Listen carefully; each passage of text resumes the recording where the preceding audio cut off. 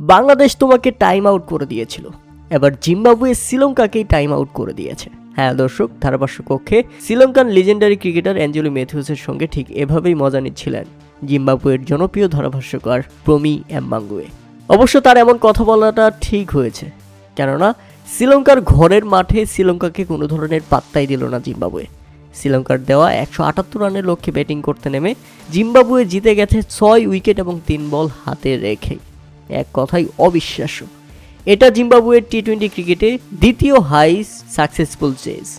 অস্ট্রেলিয়ার পর শ্রীলঙ্কা, দুই বিগ দলকে হারিয়ে জিম্বাবুয়ে প্রমাণ দিচ্ছে এবারে টি-20 বিশ্বকাপে শুধু সুপার 8 নয়, সেমিফাইনাল ফাইনাল খেলার লক্ষ্য তাদের। জিম্বাবুয়েকে আপনি হালকাভাবে নেবেন তো এবারে টি-20 বিশ্বকাপে আপনি মরছেন। তবে শেষ দিকে ব্যাপক জমে উঠেছিল খেলা। শেষ 10 বলে যখন 12 রান প্রয়োজন ছিল, এমন সময় আউট হন দুর্দান্ত খেলতে থাকা এবং আজকের ম্যাচটাকে বের করে নিয়ে যাওয়া সিকান্দর রাজা।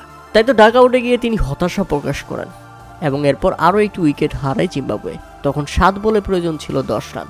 টেনশনটা বেড়েই চলছিল, কিন্তু সেটাকে তুড়ি মেরে উড়িয়ে দিয়েছে জিম্বাবুয়ে। তুলে নিয়েছে 6 উইকেটের বড় ব্যবধানে জয়। উল্লেখ্য যে প্রথমে ব্যাটিং করতে নেমে নির্ধারিত 20 ওভারে 7 উইকেট হারিয়ে 178 রানের বিশাল লক্ষ্য দাঁড় করায় শ্রীলঙ্কা। নিজেদের ঘরের মাঠে শ্রীলঙ্কার দেওয়া 178 রান করতে পারবে জিম্বাবুয়ে, এটা কেউ বিশ্বাস করতে পারছিল না। কেননা নিজেদের মাঠ, নিজেদের বোলার, নিজেদের ক্রিকেটার, যেখানে জিম্বাবুয়েকে হারিয়ে দিবে শ্রীলঙ্কা, এমনটাই ছিল প্রত্যাশিত। কিন্তু না, শুরু থেকেই দুর্দান্ত ব্যাটিং শুরু করে জিম্বাবুয়ে। মাঝখানে 2টি উইকেট হারালেও ওপেনার ব্রায়ান বেনেটকে নিয়ে দারুণ ব্যাটিং শুরু করেন সিকান্দর রাজা। 4টি ছক্কা এবং 2 চারে 26 বলে 45 রানের ইনিংস খেলে একাই ম্যাচটাকে বের করে দেন সিকান্দর রাজা। এছাড়া দলের হয়ে সর্বোচ্চ 48 বলে 63 রান করে অপরাজিত থাকেন ব্রায়ান বেনেট। প্রিয় দর্শক, জিম্বাবুয়ের এই উন্নতি, জিম্বাবুয়ের এই পারফরমেন্সকে আপনারা কিভাবে দেখছেন তা অবশ্যই আমাদের কমেন্ট করে জানাবেন।